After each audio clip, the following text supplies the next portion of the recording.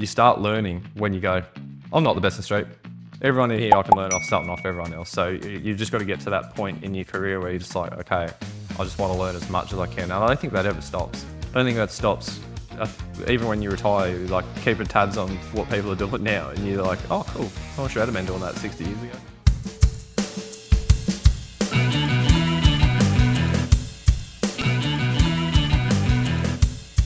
Welcome back to another episode of Build Insite. This is part 2 with Mog Builds. Continue listening for an awesome chat. Now that I'm in my house, which is a big thing, like a lot of people, like my house is so hot in the middle of the day, or like my house is freezing in the middle of winter, or it's always damp on the back wall. It's humid, and you talk, oh, this solves this. Like, have you ever heard of a HRV? And I'm like, what's that? And like, oh, geez, that would be expensive. I was like, not as expensive as that reverse cycle you got, that split system you got in your house. Though it's a lot of hindsight. And then also, I'll tell you another story I had a builder, and he's actually a good builder. I've worked with him a lot. But very, very much a volume built sort of flapping together, move it on, make some money and get going. And he goes, we're sitting at the pub, and he goes, look, Matt, I think what you're doing there is wasting a heap of time and money, but I don't want my windows to leak in my house. So what are you doing? And I said, look, mate, do you want the short answer, or do you want to start at the start? He's like, nah, start at the start. And I was like, well, went through the whole how, you got a hot air molecule with moisture molecules attached to it and cold air and all that. And he's like, oh yeah, so that's why my windows are wet. And I was like, yeah. And I was like, I bet you went with the cheapest quote, didn't you? He's like, yeah. And he goes, oh, but those other windows are too expensive. I was like, no, you're just used to buying shit. Nice. So, but yeah, it's interesting. Like you see even a lot of builders, like they're happy to get the cheapest window quote, but then they're, putting some sort of super expensive stone on their on their kitchen bench tops and spending thousands and thousands on fittings and that. You're like, well, if you can't afford the windows now, you probably shouldn't be buying the fittings. So it's just like where people's mentality is, like, shiny things attract lots of different things. So, but once you understand,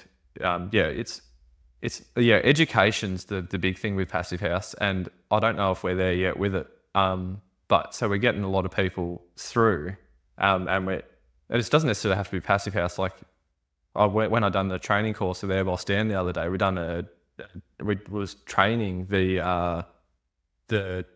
for the tradesperson course, we're doing a practical day, and we spent the whole day talking about building details. And I don't think many times we actually referenced Passive House. It was just good building practices. And then if you put it all together, you accidentally get Passive House. Like that with a few calculations and shift a window here, there, and take a thermal bridge away, you're there. So it's like, it's not that hard to achieve. But I just think it's a big hurdle for people to get their heads around. It's you say, oh, a Passive House, you got to have real thick walls, windows from overseas, and it's got to look a certain shape. It's like, well, some of that's true, but it's about educating how we can get there. I remember the first time I wanted to do counterbattens, I thought it was going to be the end of the world and blow my budget out by 50%. But not after that, not 50%. But I thought, I was like, geez, I don't know if I'll be able to afford this like most builders. I funded the first house I ever put ventilation strips in. And then once you do it a few times, you're like, well, I probably wouldn't do it any other way, and I've figured out a cheaper way of doing it anyway. How have you come across your learnings, Matt, and what are you doing to, I guess, continue to educate yourself?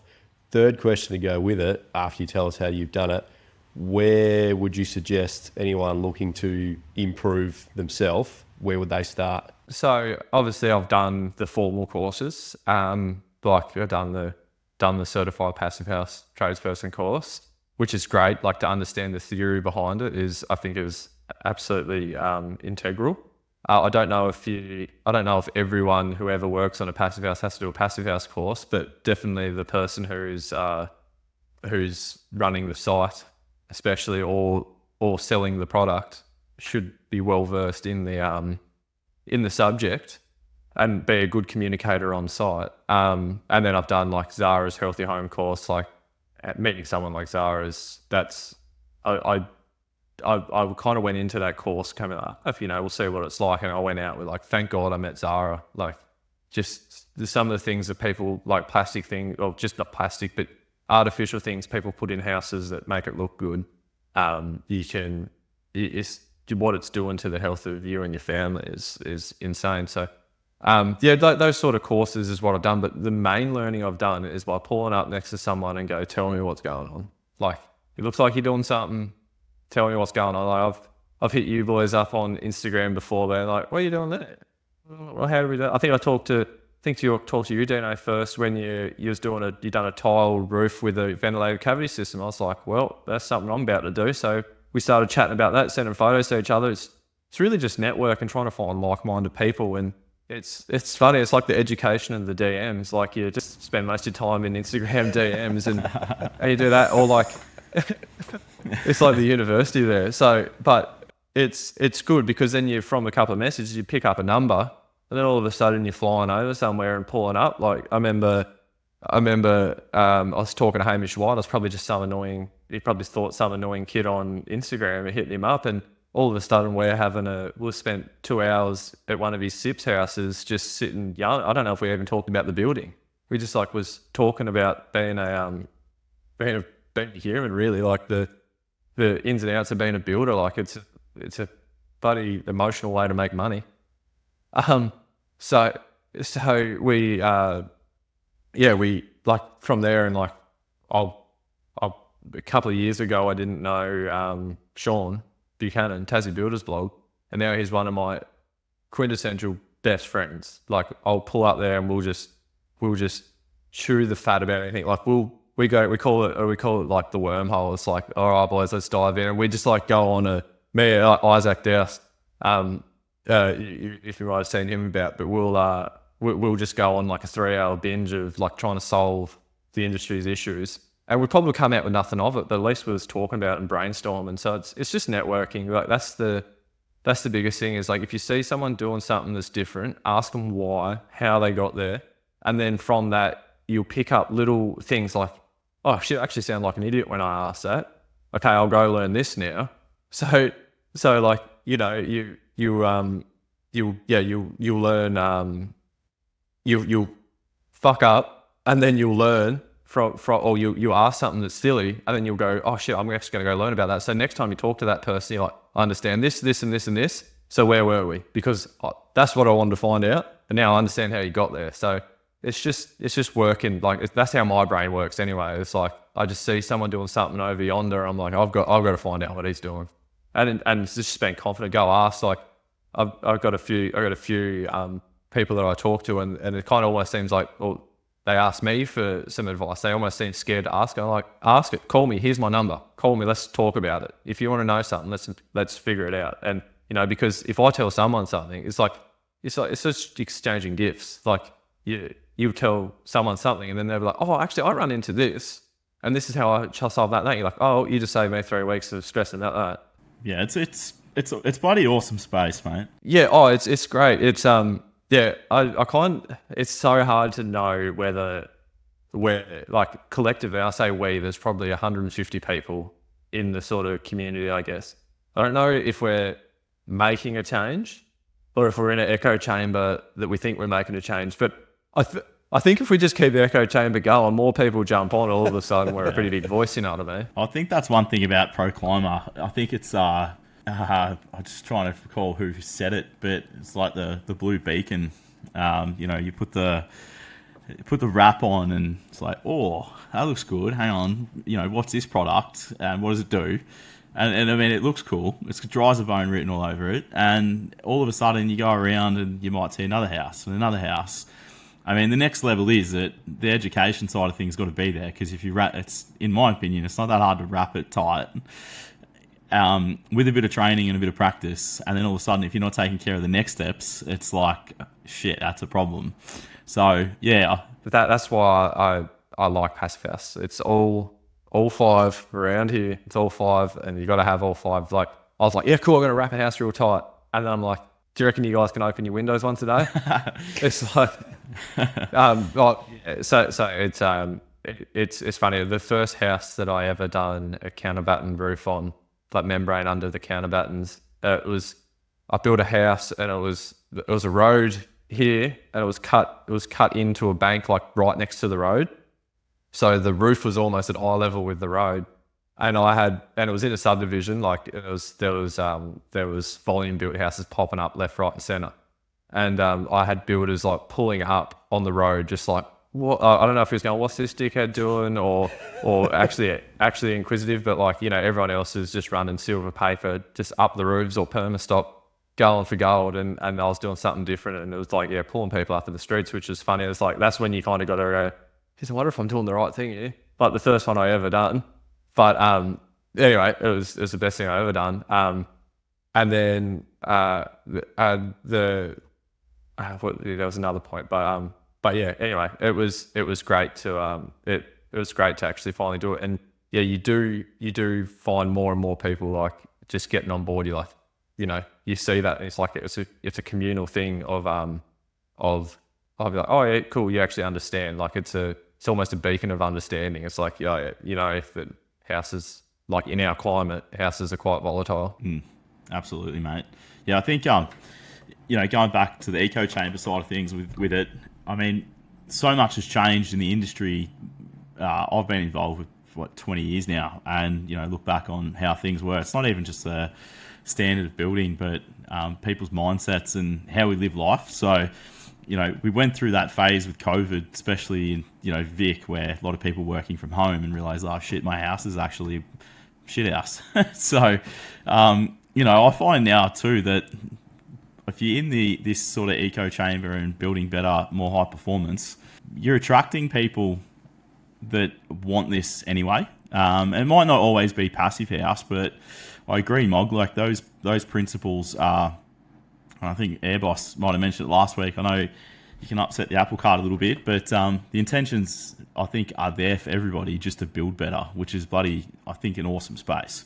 I need to jump in here for a minute, guys, to thank our sponsors, Backman Builders and Calorie Building. Without the support of these businesses, the Build Insite podcast wouldn't be possible. Take a moment to go and show some support for them so they can continue to support us, bringing you the Build Insite podcast. Yeah. I had, I think it was at an awards night. I had some young fella come up to me and he's like, no, it's all shit. Like it's like, you just do it the way we used to do it, or like the way we've always done it. And I was just like, oh, maybe it's time for it was weird. He caught me off guard a little bit, and I was like, all right, now it's probably time for a little bit of reflection into like what you're actually doing. Like it sounds like you're ready for some education. Like, and because I had the same opinion like 3 or 4 years ago. I was just like, oh, let's just stop wasting money and let's just get them up so we can get on to the next one. But when, I think everyone's got to come to it themselves. Everyone's got to come to that realization themselves. You're like, all right, I'm ready to not be the best builder, because everyone thinks they're the best builder in the street. You look up and down the street and it's like a 7 o'clock show off. Like you walk in there, you're like, I'm the best in the street. And it's like, you start learning when you go, I'm not the best in the street. Everyone in here, I can learn something off everyone else. So you've just got to get to that point in your career where you're just like, okay, I just want to learn as much as I can. And I don't think that ever stops. I don't think that stops. Even when you retire, you like keep tabs on what people are doing now, and you're like, oh, cool. I wish I had been doing that 60 years ago. Do you want to chat about what you're doing with your house, mate? Dive into what you're up to? I'm building outside of a 40-hour week with Zanetto's. I'm building my own certified passive house. Well, just when my wife and I, when we closed the business, we had a block in a subdivision, and we kind of got to the point where we were just like, I don't think we can be in this environment. So we sold the block, and we just held on to our money. And just tried to wait till we could find a right block that would suit us. And anyway, we found it, and it was after probably 2 years worth of learning that I'm like, okay, I think I know how to build a good house now. So I sketched up. It's a Monopoly house, rectangle, 35-degree pitch roof, easy as to build. My point of it is I kind of want to prove that a passive house doesn't have to be a fancy house with nice things sprinkled over it.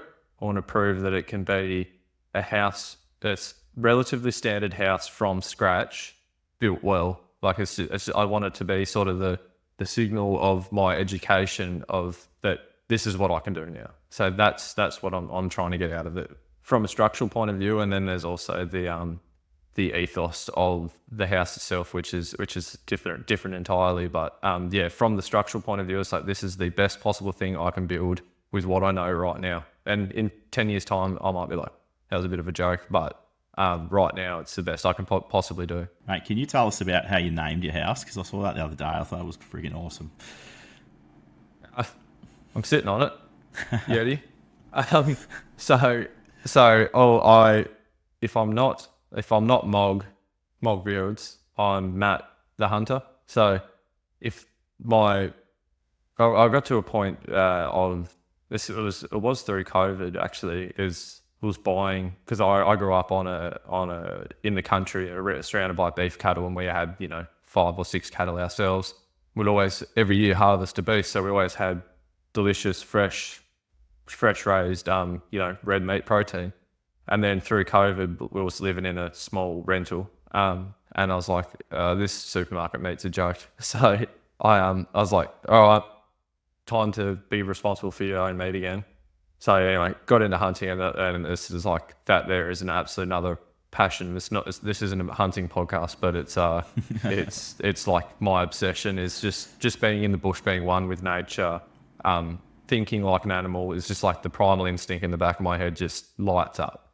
And just being able to cook. On my personal page, I've got Mog Cooks. So I like cook up all sort of stuff using wild game with meat that I've harvested. It's, I go from a full deer all the way through to steaks, mince, sausages, small goods, ham, everything. We do the whole lot from scratch. So there's hours and hours worth of work in it, but it's just the satisfaction of being responsible for yourself is what's good. Anyway, but what I do is that's my red meat is my most prized possession in the whole wide world, and I store it in a Yeti cooler. So my other most prized things in my life is my family. And what are we storing inside? We're not going to store it inside a shoebox. So I was like, well, I'm going to store it inside it. And so that's why it's called the Yeti 198, because I think the original plant in it was 198 square meters, but it's a bit smaller now, but it's got an attic space. So it's actually probably like the floor area is 155, but I think it's got maybe 210 square meters of floor space or something. But yeah, so I've got to work on the numbers, but it's the Yeti, the house, because a Yeti is thermal bridge free, airtight, but it doesn't have mechanical ventilation or windows.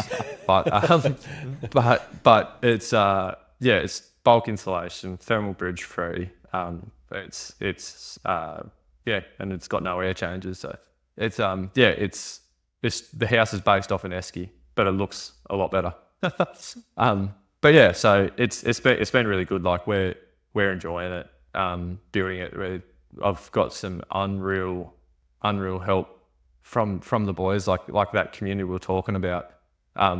They are kind enough to rock up. Like a couple of times I haven't even asked for any help, and you just have two of the boys roll in on a Saturday morning, and you're like, what are you doing here? And it's like, you're like, oh well, this house isn't going to build itself. So it's like that's when you've got some pretty good friends about you, and without this community of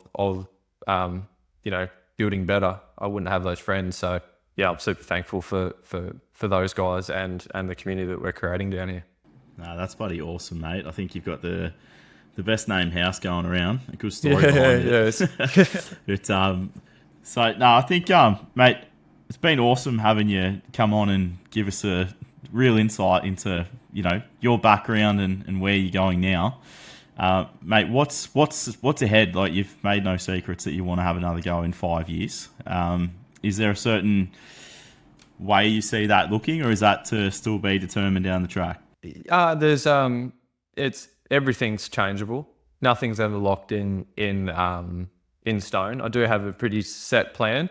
My immediate future is with Zanetto Builders. That we've got some great things coming up, some stuff that we've been working in the pipeline for a long time now, and I definitely want to see that through. I definitely want to expand my educating. I really enjoy educating builders who are sort of making that leap from a practical sense. So like I've been doing a bit of training with Pro Climber themselves up in Sydney, doing the on-site training with PHCP, that's so rewarding, that work. And I couldn't thank Justin enough for putting that in front of my nose. Yeah, I'd like to expand on that. And then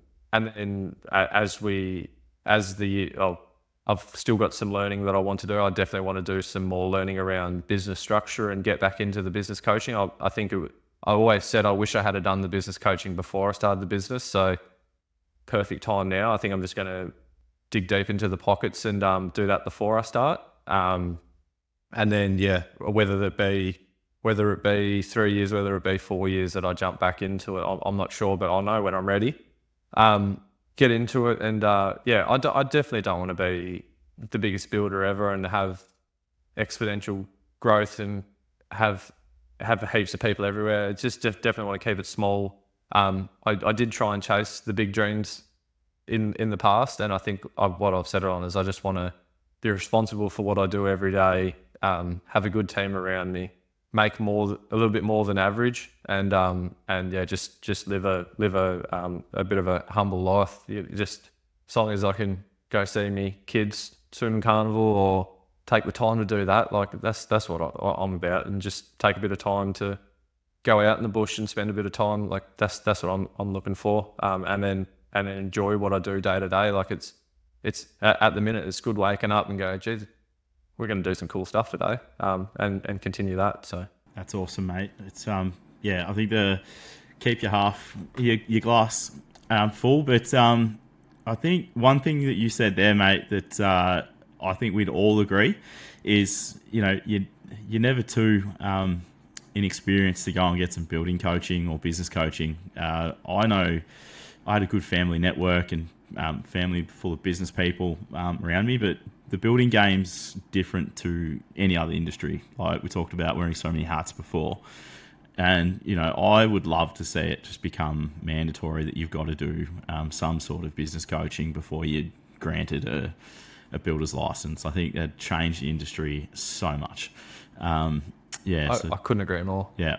It's something we might just keep pushing that message on, mate. But do you want to tell all the listeners, mate, we both follow you and stuff, but where can people see you, watch you, learn what you're doing? I'm Mog Builds on Instagram. That's about the only place that I am. It's just a good platform, as most of us know. It's usually the day-to-days. If I see something real cool, I might make something about it, or it's just kind of my day-to-days. I'm like, I was like, well, if I'm doing this anyway and learning it, I may as well put it up so other people can benefit from what I'm learning as well. So that's the basis of it. There's no bullshit behind it. It's all shaky camera and this monotone idiot behind the camera.